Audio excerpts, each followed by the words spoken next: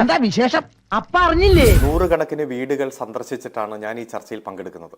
കേരളമൊട്ടാകെ ഇടതുപക്ഷ ജനാധിപത്യ മുന്നണിയുടെ പ്രവർത്തകർ വീട് വീടാന്തരം കയറി ഇറങ്ങി ഈ കേരളത്തെ അതിദാരിദ്ര്യ വിമുക്തമായി പ്രഖ്യാപിച്ച സന്തോഷം പങ്കുവെക്കുകയും കാര്യങ്ങൾ മനസ്സിലായില്ലേ? മനസ്സിലായി. ഉടായിപ്പല്ലേ? ഞങ്ങൾ ചെല്ലുമ്പോൾ മിഠായിയും ലഡുവും ഒക്കെ കൊടുത്ത് ഇന്നലെ പായസ വിതരണമൊക്കെ നടത്തി വലിയ രൂപത്തിൽ ജനങ്ങളുടെ ഒരു സ്വീകാര്യത, സന്തോഷം ഏറ്റുവാങ്ങിയിട്ടാണ് ഞാനിവിടെ ഇരിക്കുന്നത്.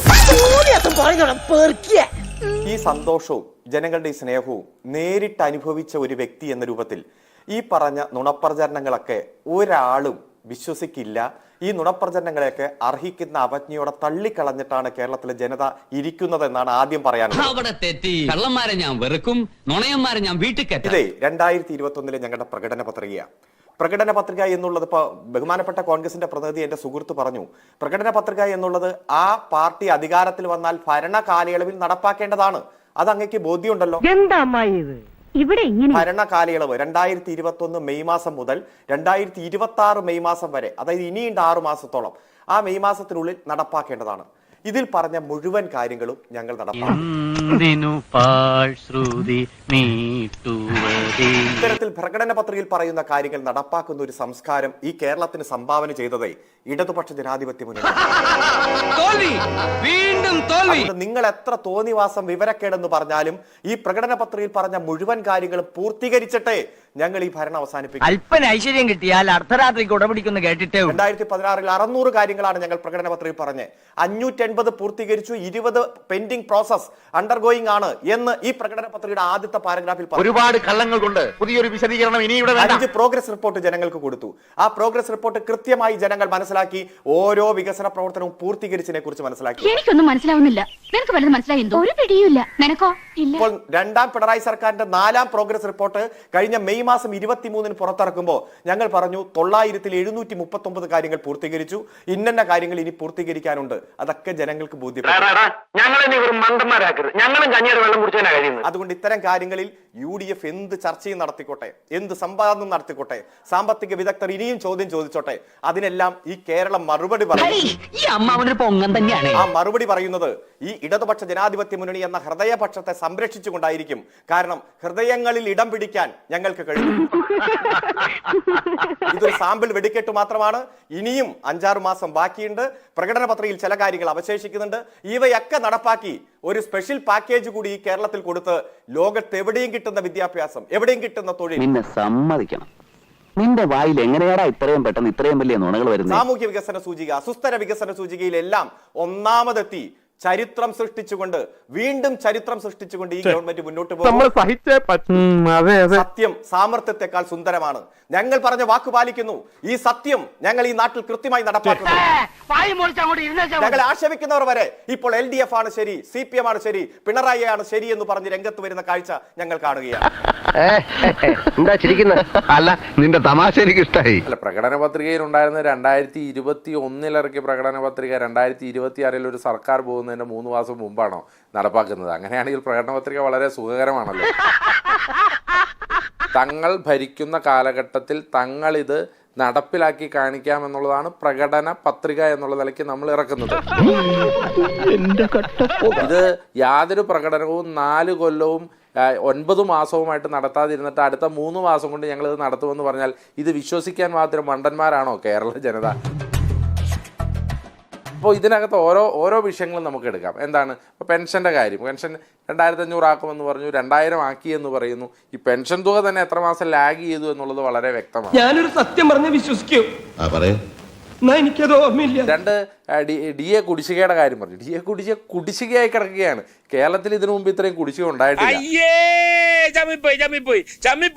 അത്രയും കുടിശ്ശികയായി കിടക്കുന്നിടത്താണ് ഒരു സർക്കാർ മാറുന്നതിനും കേവലം 3-4 മാസം മുമ്പുള്ളപ്പോൾ ഞങ്ങളിതാ കുടിശ്ശിക എല്ലാം കൊടുത്തു തീർത്തത് കൂട്ടാൻ പോകുന്നു എന്നുള്ളതൊക്കെ പറയുന്നത്. അപ്പൊ ഇതിനകത്ത് എന്തോ ചുറ്റിക്കളി ഉണ്ടല്ലോ.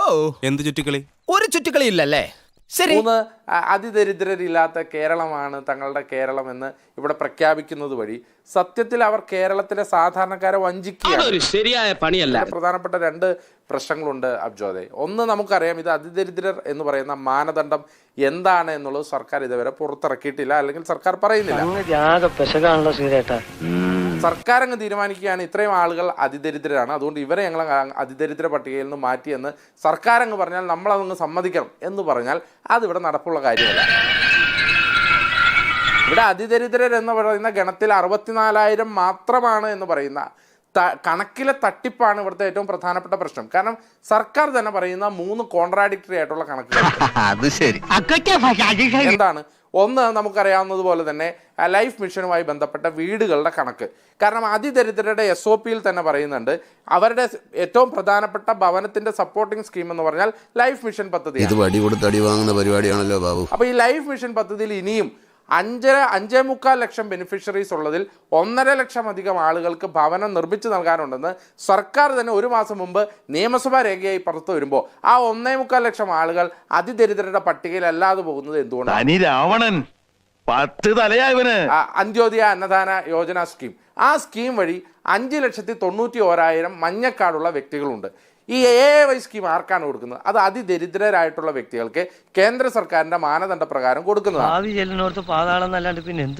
ആ പട്ടികയിൽ തന്നെ 5,91,000 ആളുകൾ ഉണ്ട് എന്ന് ഈ സർക്കാർ തന്നെ 2 മാസം മുമ്പത്തെ കണക്ക് വെച്ച് നിയമസഭയിൽ പറഞ്ഞ കാര്യത്തിൽ 64,000 മാത്രമാണോ ഉള്ളൂ അതിദരിദ്രർ എന്ന് പറയുമ്പോൾ നിങ്ങൾ പ്രതീക്ഷിക്കേണ്ട ഏറ്റവും പ്രധാനപ്പെട്ട പ്രശ്നം അതിദരിദ്രരില്ലാത്ത കേരളമാക്കി പ്രഖ്യാപിക്കുന്നതോടുകൂടി ഈ 5,91,000 ആളുകൾക്ക് ഭക്ഷ്യധാന്യങ്ങൾ കൊടുക്കുന്ന കേന്ദ്ര സർക്കാരിന്റെ പദ്ധതി അങ്ങ് നിർത്തലാക്കിയല്ല.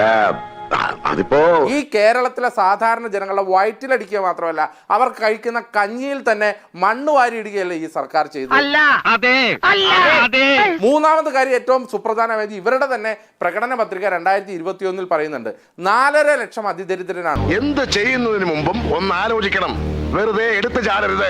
എന്താ ഇപ്പൊ എടുത്തു ചാടിയാല് കുണ്ടി കുത്തി വീഴും. അതിനകത്ത് ആശ്രയ പദ്ധതി വഴിയുള്ള 1.5 ലക്ഷം ആളുകളും കൂടുന്നുണ്ട് എന്ന് പറഞ്ഞാൽ 3 കോൺട്രാഡിക്ടറി കണക്ക്. അതിനും പുറമെയാണ് കേന്ദ്ര സർക്കാരിന്റെ നീതി ആയോഗിന്റെ കണക്ക് പ്രകാരം 1.25 ലക്ഷം എന്ന് പറയുന്ന ഒരു കണക്ക് കൂടി. ഇത് പുലിവാലാവട്ടെ നമ്മളും അത് തന്നെയാണ് ആലോചിക്കുന്നത്. നിങ്ങൾ ആലോചിച്ചിട്ടുണ്ടോ? ഈ കണക്കുകളെല്ലാം എടുക്കുമ്പോൾ എങ്ങനെയാണ് സർക്കാർ 64,004 അതിദരിദ്രർ മാത്രമാണ് കേരളത്തിലുള്ളത് എന്ന് പറയുന്നതിലെ കാപ്പട്യമാണ് നമ്മൾ തിരിച്ചറിയേണ്ടത്. അങ്ങനെ ഉദ്ദേശിച്ചൊന്നും പറഞ്ഞല്ല, ഞാൻ ചുമ്മാ പറഞ്ഞ ആ കാപ്പട്യമാണ് ഞങ്ങൾ തുറന്നു കാണിച്ചത്. അല്ലാതെ കേരളം ദാരിദ്ര്യമാകണമെന്നോ കേരളത്തിൽ അതിദാരിദ്ര്യം ഉണ്ടോയെന്നോ വരുത്തി തീർക്കാനല്ല, മറിച്ച് നമ്മൾക്ക് ഇത്രയധികം മാത്രമല്ല സഹായം ലഭിക്കേണ്ടത്, ഇനിയും അധികം ആളുകൾക്ക് സഹായം ലഭിക്കാനുണ്ട്. പറയുന്ന കാര്യങ്ങൾ കുറെയൊക്കെ ശരിയല്ലേ? അതിന്റെ കണക്കുകൾ സർക്കാർ തന്നെ പുറത്തുവിട്ടിട്ടുണ്ട്. നിങ്ങൾ ഈ അതിദരിദ്രരില്ലാത്ത കേരളം എന്ന പ്രഖ്യാപനം നടത്തുക വഴി ആ സഹായം കിട്ടേണ്ട സാധാരണക്കാർക്ക് അത് ലഭിക്കാത്ത സ്ഥിതിവിശേഷം വരുമെന്നുള്ളതാണ് പ്രതിപക്ഷത്തിന്റെ പ്രധാനപ്പെട്ട ഈ വിഷയത്തിലെ കൺസേൺ. പിന്നല്ലാതെ ആദ്യം വ്യക്തി നന്നാവണം, എങ്കിലേ കുടുംബം നന്നാവൂ. കുടുംബം നന്നായ സമൂഹം നന്നാവൂ. സമൂഹം നന്നായ രാജ്യം നന്നായി. രാജ്യം നന്നായ ലോകം നന്നാവും. ഒരു 6 ഇഞ്ച് നീങ്ങി ഒരു ചുവന്ന സ്വിച്ച് കാണുന്നുണ്ടോ? കാണുന്നുണ്ട്. ഈ സ്വിച്ചിന്റെ കാര്യമാണ്. ചുവന്ന സ്വിച്ച് അമർത്തി.